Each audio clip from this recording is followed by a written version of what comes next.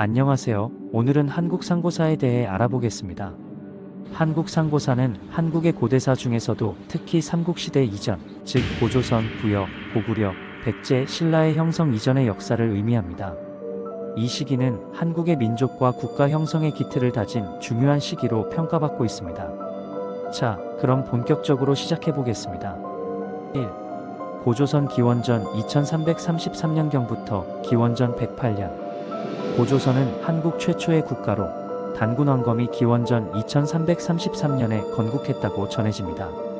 삼국유사와 동국통감 등에서 단군 신화를 통해 그 역사를 전하고 있습니다.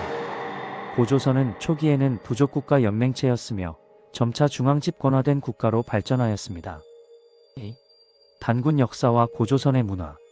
단군 역사는 하늘의 신 환인, 그의 아들 환웅, 그리고 곰과 호랑이가 등장하는 신화처럼 일제에 의해서 왜곡되었지만 사실은 정신문명에 대한 깨달음을 갖고 있던 환웅 할아버지께서 샤머니즘에 머물러 있던 호족, 웅족과 같은 미개한 부족 국가들을 일깨워주는 과정에서 호족의 공주와 웅족의 공주를 곰과 호랑이라 비유한 것이고, 사람과 사람 사이에 태어나 최초의 제1대 단군 왕검 할아버지이십니다.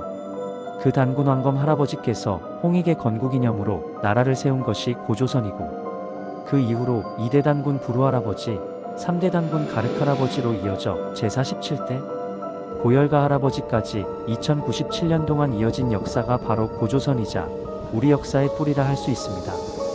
고조선 역사가 중요한 이유는 바로 한국인의 뿌리와 정체성을 알리는 동시에 고조선의 건국 이념인 홍익인간이라는 인간을 널리 이롭게 하라는 이념을 바탕으로 하였다는 숭고하고 거룩한 정신과 철학이 담겨져 있고, 이 정신이 우리 한민족이 DNA의 면면이 이어져 아직도 전 세계적으로 누구보다 이타적이고 남을 위하며 지혜롭고 의식 수준이 높다고 평가받고 있다는 것이고, 특히 지금과 같이 지구환경이나 전 세계적으로 위기감을 심각하게 느끼는 있는 이때에 이러한 모두를 아우를 수 있는 융합된 정신과 철학이 필요하기 때문입니다.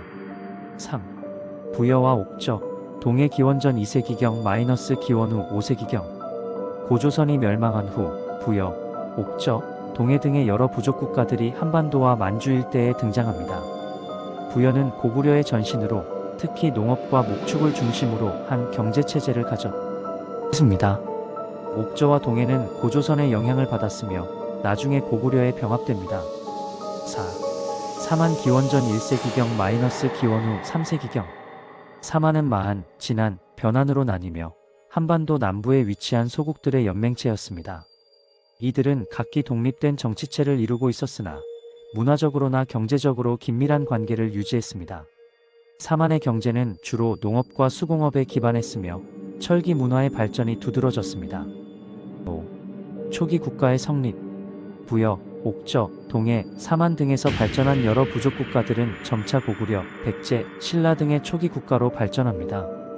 이들 국가는 상호 경쟁과 교류를 통해 정치적, 군사적, 문화적으로 발전하였으며 나중에 삼국시대를 열게 됩니다. 6. 고구려의 성립 기원전 37년. 고구려는 부역의 유민들이 압록강 유역에서 세운 나라로 주몽동명성왕에 의해 기원전 37년에 건국되었습니다. 초기 고구려는 중국 한나라와 대립하며 세력을 키웠고, 광개토대왕과 장수왕 시기에는 한반도 북부와 만주 일대의 강대국으로 성장합니다. 7. 백제와 신라의 등장. 백제는 고구려의 온조왕이 기원전 18년에 한강 유역에 세운 나라로 초기에는 고구려와 협력관계를 유지했으나 이후 경쟁관계로 변하게 됩니다. 신라는 박혁거세에 의해 기원전 57년에 경주 지역에서 건국되었습니다. 신라는 초기에는 약소국이었으나 점차 세력을 키워 삼국의 일원이 됩니다. 8. 상고사의 의의와 중요성. 한국 상고사는 단순한 고대 역사가 아니라 오늘날 한국인의 정체성과 문화적 뿌리를 이해하는 데 중요한 역할을 합니다. 상고사 연구를 통해 우리는 한국의 고대 문화와 사회 구조, 정치 체제를 이해할 수 있으며 이는 현대 한국 사회를 이해하는 데도 큰 도움을 줍니다. 이렇게 해서 한국 상고사에 대해 간략히 알아보았습니다. 상고사는 한국 역사에서 매우 중요한 시기로, 이 시기를 이해함으로써 우리는 한국의 기원과 초기 발전 과정을 더 깊이 알 수 있습니다. 감사합니다.